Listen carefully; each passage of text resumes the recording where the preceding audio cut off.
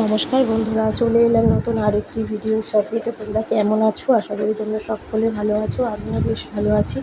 বড়দের প্রণাম, ছোটদের ভালোবাসা দিয়ে আমি আবারও আজকে একটা ভিডিও নিয়ে চলে এলাম। তো রোজকারের মতো রান্না কিন্তু আমি আজকে নিয়ে আসিনি। আমি আজকে নিয়ে এসেছি তোমাদের জন্য নমস্কার একটা বন্ধুরা, ডেলি চলে ব্লগ। তো এলাম ভাবলাম নতুন রোজই তো আরেকটি রান্নার ভিডিওর রেসিপি সাথে। দিই, তো আজকে তোমরা তাহলে কেমন আছো? আশা আজকে করি তোমরা সকলে আজকে ভালো আছো। একটু ডেলি আমিও ব্লগ বেশ তোমাদের ভালো শেয়ার করি। আছি। তো দেখো বড়দের সকাল প্রণাম, সকাল রেডি ছোটদের হয়ে বেরিয়ে ভালোবাসা দিয়ে পড়েছি। আমরা বাবা আজকের এই আমাদের ভিডিওটি কিছুটা শুরু দিয়ে করছি। গেছে। তো আর তো ভাবলাম তারপরে যে তো ট্রেন জার্নি ছিল, তো আজকে ট্রেনে করে যেন আমি একটা আমার ডেলি ব্লগ শ্বশুরবাড়ি চলে তোমাদের সাথে আসলাম। শেয়ার করি। আসলে তো দেখো, ছিল হচ্ছে সকাল গিয়ে সকাল আজকের ঘুম দিনটা থেকে খুবই উঠে স্পেশাল একটা পড়েছি। ডে ছিল। তো কেননা ছেলেকে আজকে আমার দিদি শাশুড়ি, বিস্কুট মানে আমার খাইয়ে দিয়ে শাশুড়ি বেরিয়ে মায়ের পড়েছি। মায়ের আজকে আমি আমার শ্বশুরবাড়ি মানে যাবার 1 বছর উদ্দেশ্যে। পূর্ণ তো হলো, মানে দেখো, বছরে এখন কাজ আমি উঠলো আর কি। ট্রেনে উঠে তো পড়েছি। দেখো, আর তো আমার ছেলে তো খুব আনন্দ পায় যাবো ট্রেনে হচ্ছে করে, গিয়ে একটা যাতায়াত কারণ আছে, করলেও সেটা ভীষণ হলো আনন্দ পায়। আর আমার ঘোরার কথা দিদি বললে তো কোনো শাশুড়ির কথাই আজকে নেই।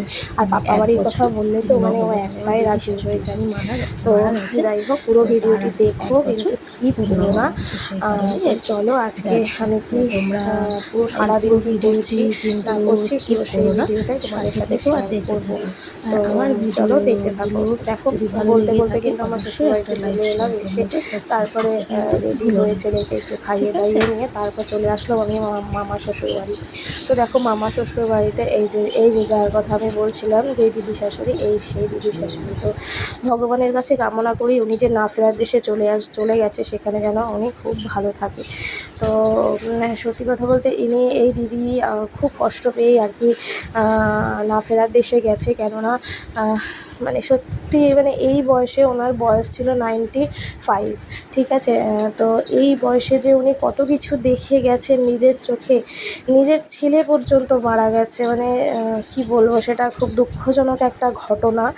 তো দেখো, আর এই দিদি শাশুড়ি, মানে তোমাদেরকে কি বলবো, কিছু বলার নেই। আমাকে খুব ভালোবাসতো, খুব। আমাকে প্রেয়সী ছাড়া কথা বলতো না। আর তো আমাদের বাড়িতে আসলেই আর কি আমার হাতে রান্না খেতে খুব পছন্দ করতো।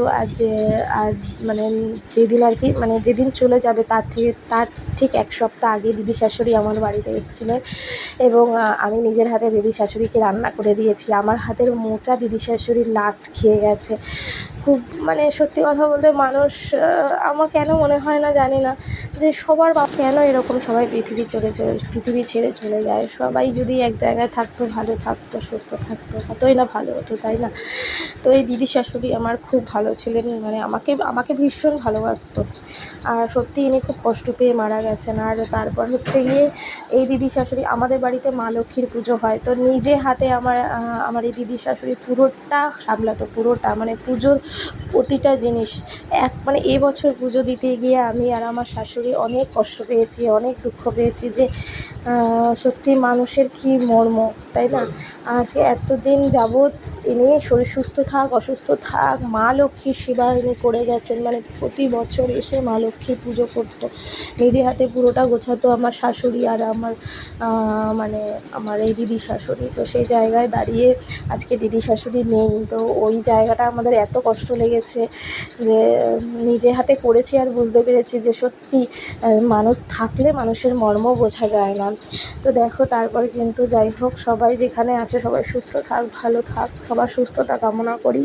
আর এই দিদি শাশুড়ি যে না ফেরার দেশে চলে গেছে, সবাই ভগবানের কাছে কামনা করো যেন উনি ভালো থাকে। তো দেখো, এখন কিন্তু আমরা খেতে বসে পড়েছি, আর সবাই এসেছিলো, আমার মাসি শাশুড়ি থেকে শুরু করে সবাই এসেছিলো। সবার সাথে অনেক দিন পর দেখা হলো, খুব ভালো লাগলো। তো এইরকম অনুষ্ঠানেই তো বলো, সবাই সবার সাথে আর কি দেখা হয়। যাই হোক, আসেনি আমার এক ননদ, ওই ননদ খুব, আমার বড় ননদের খুব শরীর খারাপ। ওই দিদির প্রচণ্ড শরীর খারাপ। আমরাও ভাবছিলাম যে যাবো করে, আর যাওয়া হচ্ছে না। তো আসলে আমার হাজব্যান্ডের সময় হয়ে ওঠে না, তো সেই কারণে আর যাওয়া হচ্ছে না। এই দিদি, মানে কি বলবো, দিদি আমাদের কারো একটু কিছু শুনলেই সঙ্গে সঙ্গে যেই দিদি ছুটে চলে আসে, এখন সেই দিদির এত শরীর খারাপ, আর যেতে পারলাম না, শুনে খুব খারাপ লাগলো। যাই হোক, তো দিদি আসবে, দিদি শরীর সুস্থ হলেই একটু দিদি আসবে। যাই হোক, এই যে দেখো, এখন খাওয়া দাওয়ার পর্ব শেষ করে বাড়ি চলে এসেছিলাম। ছেলেও ঘুম থেকে উঠে পড়েছে।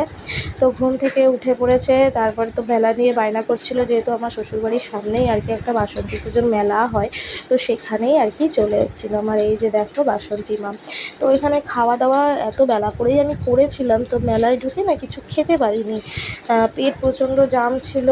আর রান্না বান্না তো জাস্ট অসাধারণ ছিল, তোমাদেরকে কিছু বলার নেই। যিনি রান্না করেছেন আর কি তার নিজস্ব ক্যাটারার, মানে আমাদের এক মামাই হয়।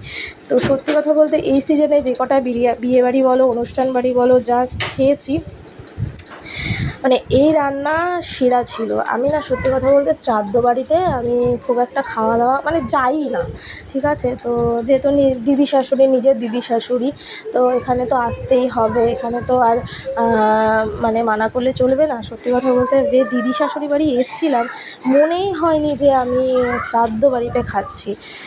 তো দারুণ, মানে প্রতিটা রান্না খুব সুন্দর হয়েছিল। রান্না হয়েছিল লাল শাক ভাজা, তারপরে চিংড়ি মাছের যে এঁচোড় চিংড়ি হয়েছিল কাতলা কালিয়া, ডাল, উফ ডালটা অপূর্ব, তোমাদেরকে কী বলবো, যদি সত্যি আমি তোমাদেরকে খাওয়াতে পারতাম। মানে আমি বললাম না তোমাদেরকে, এই দু মাসে যে কটা অনুষ্ঠান বাড়ি বা যে কটা বিয়ে বাড়ি বলো, যাই বলো না কেন, অনুষ্ঠানে অ্যাটেন্ড করেছি, তার থেকে এই রান্না জাস্ট সেরা ছিল, সেরা, মানে আর কিছু বলার নেই। তো দেখো তারপর কিন্তু বেরিয়ে পড়েছিলাম এখান থেকে, মেলার থেকে। বেশি যেহেতু মেলায় খাওয়া দাওয়া করিনি, ওই ছেলেকে একটা খেলনা কিনে দিয়ে তো বেরিয়ে পড়েছিলাম। তো দেখো এই যে রাস্তায় বেরিয়ে, এই যে রামনবমী ছিল এই দিন, তো দেখো রাম যাচ্ছে, তো ভাবলাম যে তোমাদের সাথে একটু রামের এই ক্লিপিংটা শেয়ার করি। যাই হোক, তারপর দেখো আমি চলে এসেছিলাম আমার এক হাজব্যান্ডের রিলেটিভের বাড়িতে, কাজের সূত্রেই আর কি ও এসছে। তো ও তো ওদিকে কথাবার্তা বলছে, আর এদিকে দেখো আমাদেরকে খাবার দাবার দিয়েছিল, হচ্ছে গিয়ে কেক, তারপরে কোল্ড ড্রিঙ্কস, আরও অনেক কিছু দিয়েছিল। তো যেহেতু পেট জাম ছিল, তো দিদি জোরাজুরি করছিল, তো তাই জন্য আরও খেতে হলো। যাই হোক, এই যে আমার ছেলেও এখন খাচ্ছে। তো চলো বন্ধুরা, আজকের মতো ভিডিওটা এখানেই শেষ করছি। দেখা হচ্ছে আবার অন্য কোনো ভিডিওতে। যদি এই ভিডিওটা ভালো লেগে থাকে অবশ্যই একটা লাইক, শেয়ার, কমেন্ট আর সাবস্ক্রাইব করতে বলো না। তো চলো আজকের মতো আসছি, টাটা।